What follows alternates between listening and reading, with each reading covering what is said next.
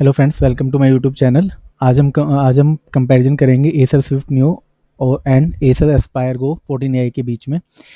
तो build quality की अगर बात करें तो हमारा जो एसर स्विफ्ट न्यू है वो हमारा फुली मेटालिक है और इसमें मेटल में एल्यूमिनियम यूज किया गया है। और जो कि एसर एस्पायर गो 14 AI है वो A&D मेटल चैसीज है। तो A&D मेटल चैसीज का मतलब क्या है कि जो स्क्रीन के पीछे का पार्ट है वो मेटालिक होगा, कीबोर्ड के नीचे का पार्ट मेटालिक होगा, कीबोर्ड का जो फ्रेम है वो मेटालिक नहीं है, और जो स्क्रीन है, स्क्रीन के साइड की बाउंड्री है, ये भी मेटालिक नहीं है। और जो इसका हिंज है वो भी मेटालिक नहीं है, वो भी प्लास्टिक है, सब प्लास्टिक में है।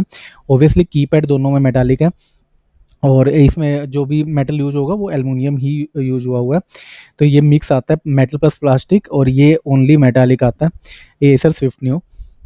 और प्रोसेसर की बात करें तो एसर स्विफ्ट न्यू में इंटेल कोर अल्ट्रा 5 115U है और एसर एस्पायर गो 14 में 125H है। दोनों में अल्ट्रा 5 ही है। और अगर हम इनकी बात करें कि इसमें यू मेंशन है, इसमें एच मेंशन है, तो यू का मतलब होता है कि वो बैटरी एफिशिएंट है। पावर परफॉर्मेंस में वो उतना अच्छा नहीं है, परफॉर्मेंस में उतना अच्छा नहीं है, बट वो बैटरी एफिशिएंट है। एच का मतलब है कि वो परफॉर्मेंस में अच्छा है, परफॉर्मेंस में से बेस्ट है, पर वो उतना बैटरी एफिशिएंट नहीं होगा क्योंकि उसमें परफॉर्मेंस ज़्यादा है, कोर्स ज़्यादा है, तो वो ज़्यादा ही आपका बैटरी यूज करने वाला है।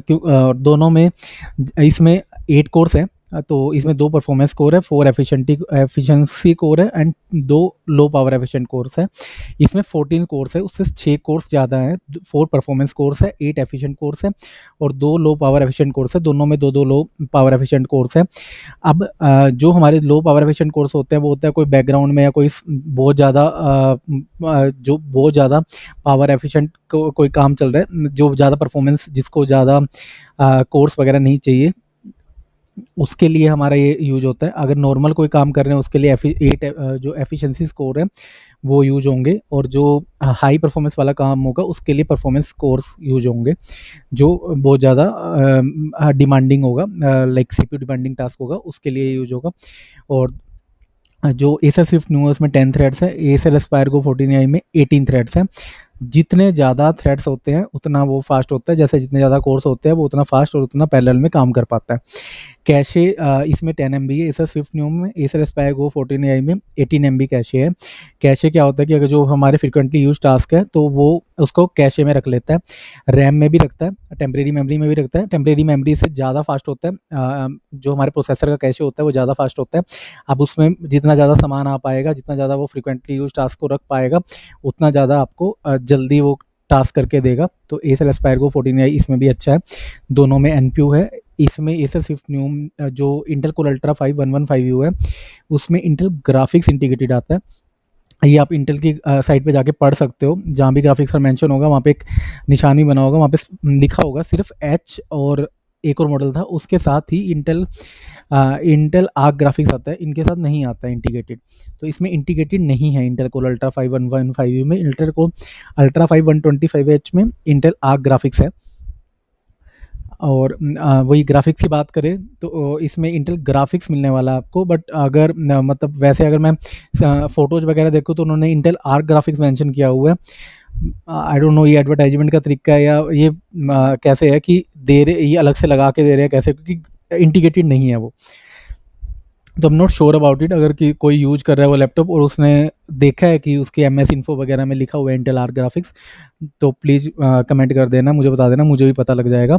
और एसर एस्पायर गो 14 AI है, उसके साथ इंटेल आर्क ग्राफिक्स आता है, बट वो अनेबल नहीं है। इसमें हमें 7DD5 जो आईडी है वो अनेबल मिल रही है, वो इस आईडी का ग्राफिक्स कार्ड मिल रहा है जो कि इंटेल ग्राफिक्स के नाम से ही है, ये नहीं मिल रहा है। इसका रीज़न क्या है, इसके साथ आता है बट वो अनेबल क्यों नहीं है, क्योंकि इसमें जो 16 GB की रैम प्रोवाइड की गई है वो एक ही चैनल में प्रोवाइड की गई है। इसमें ड्यूल चैनल है बट दूसरे चैनल में कुछ भी नहीं है। तो अगर आप एक एक्स्ट्रा रैम लगा लोगे तो आपका इंटेल आर्क ग्राफिक्स जो है वो अनेबल हो जाएगा। इंटेल आर्क ग्राफिक्स की मिनिमम रिक्वायरमेंट होती है 16 GB की रैम होनी चाहिए और डुअल चैनल में होनी चाहिए, तो डुअल चैनल में लिए इसलिए ये एक्टिवेटेड नहीं है।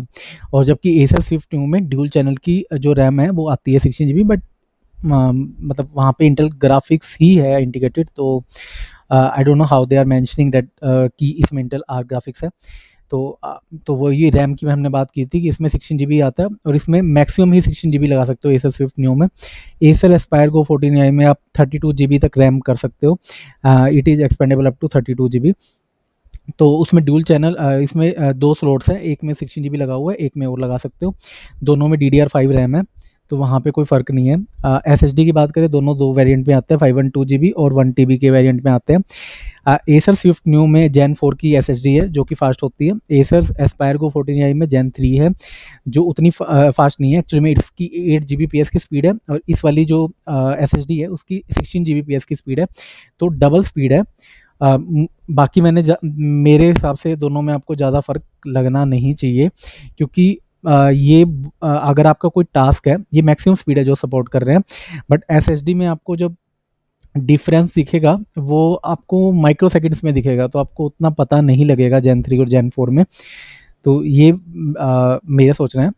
बाकी आप बता सकते हो अगर आपने किसी ने डिफरेंस देखा है और काफ़ी डिफरेंस है तो, बट मुझे नहीं लगता वो डिफरेंस है इसमें। दोनों का प्राइस सेल में इसका एसर एस्पायर को 49 मैंने बाई किया, 44,000 समथिंग में मैंने बाई किया था।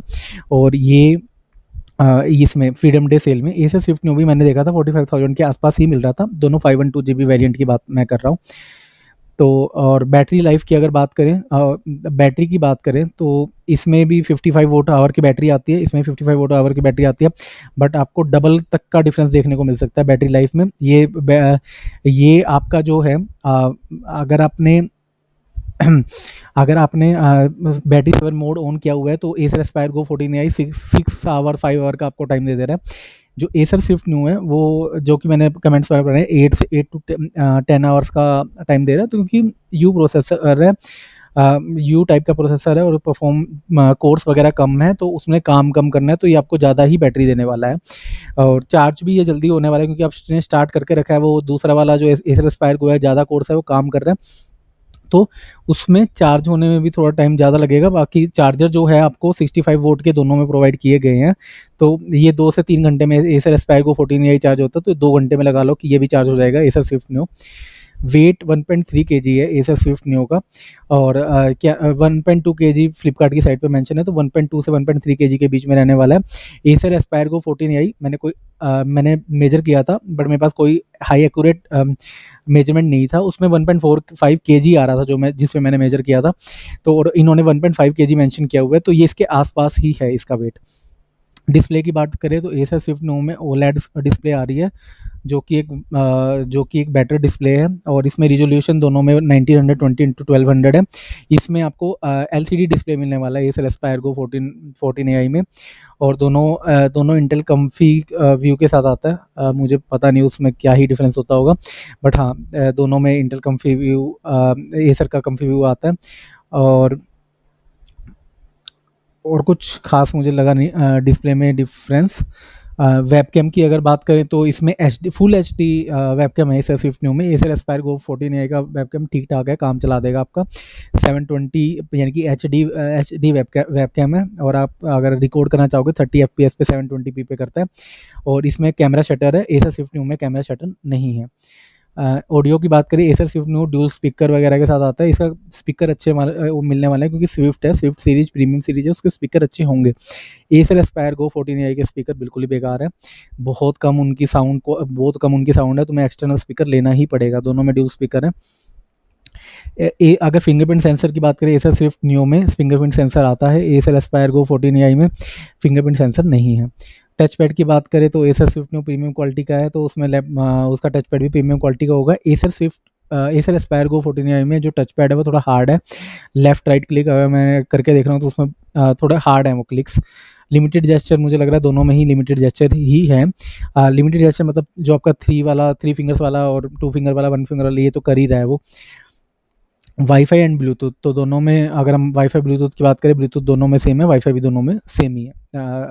6 वाला है, अभी तक वाईफाई 7 आ चुका है, बट इन दोनों में 6 है। पोर्ट्स की बात करें तो इसमें थंडरबोल्ट पोर्ट है, जैसे कि यहाँ पे लिखा हुआ है कि यहाँ पे 3.2, तो दो यूएसबी, दो टाइप सी के स्लॉट है जिसमें थंडरबोल्ट दोनों में है। इसमें थंडरबोल्ट नहीं है। और थंडरबोल्ट का डिफरेंस क्या होता है, थंडरबोल्ट इसमें 4 है एक्चुअली में, और इसमें थंडरबोल्ट है ही नहीं। तो दोनों में डिफरेंस क्या मतलब थंडरबोल्ट होना और ना होने का डिफरेंस क्या होता है। जहाँ तक मुझे पता है कि थंडरबोल्ट से हम क्या कर सकते हैं, मतलब ग्राफिक्स कार्ड को ये तो मुझे पक्का पता है कि थंडरबोल्ट से हम क्या कर सकते हैं। एक तो एक्चुअली में स्पीड ज़्यादा होगा थंडरबोल्ट की वजह से। जो सी टाइप का पोर्ट है, अगर आपको कोई आप फ्रीक्वेंटली किसी चीज़ में ट्रांसफ़र वगैरह का काम ज़्यादा करते हो तो थंडरबोल्ट की तरफ जा सकते हो। और जो आपका दूसरा डिफरेंस ये है कि जो आपका ग्राफिक्स कार्ड है वो थंडरबोल्ट में ही लगता है, दूसरे वाले पोर्ट्स में सी टाइप में नहीं लगता है। तो अगर आपको ग्राफिक्स कार्ड एक्सटर्नल लगाना है तो आप यूज़ कर सकते हो, बट मैं आपको बताऊं कि मैं भी सोच रहा था कि ग्राफिक्स कार्ड लूँगा, इसमें थंडरबोल्ट नहीं है। बट जो ग्राफिक्स कार्ड है वो आपका जितना लैपटॉप का प्राइस है ना, उतने का आपका मिनिमम ग्राफिक्स कार्ड आएगा। ठीक है, तो मतलब अगर आपको थोड़ा सा चलो सही क्वालिटी का भी आ जाएगा, बट सही क्वालिटी का भी ग्राफिक्स कार्ड इतने ही रेट का है जितने का आपका लैपटॉप है। तो मुझे लगा वर्थ इट नहीं लगा कि मैं इतने का ग्राफिक्स कार्ड खरीदूंगा अभी। आ, तो अगर आपका मन है तो आप खरीद सकते हो। और इथरनेट पोर्ट, इसमें इथरनेट पोर्ट आता है, इसमें इथरनेट पोर्ट नहीं है। एसएस स्विफ्ट न्यू में इथरनेट पोर्ट नहीं है। आप और कोई तरीका यूज कर सकते हो लैन को कनेक्ट करने का, लाइक कन्वर्टर का यूज करके। तो इसमें एचडीएमआई पोर्ट है एसर स्विफ्ट न्यू में, इसमें भी एचडीएमआई पोर्ट है, माइक्रो एसडी कार्ड दोनों में है, ऑडियो जैक दोनों में है। सॉफ्टवेयर्स की बात करें, दोनों में विंडो 11 होम के साथ आता है, और दोनों में एमएस ऑफिस है। एसर स्पायरगो 14 में 1 ईयर का सब्सक्रिप्शन है। एसर स्विफ्ट न्यू में मुझे कंफर्म नहीं है, बट एसर में मैंने जहाँ तक पढ़ा है कि वो कोई भी लाइफ टाइम से आपको नहीं देते हैं, वो हमेशा एमएस ऑफिस जो आपको मिलता है 1 ईयर का ही मिलता है। फिर भी अगर आप किसी को लाइफ टाइम मिला हो एसर स्विफ्ट न्यू में, प्लीज़ मुझे बता देना, कमेंट कर देना, औरों को हेल्प हो जाएगा। या तो आई होप आपको वीडियो पसंद आया होगा। Please don't forget to like and subscribe. या थैंक यू सो मच।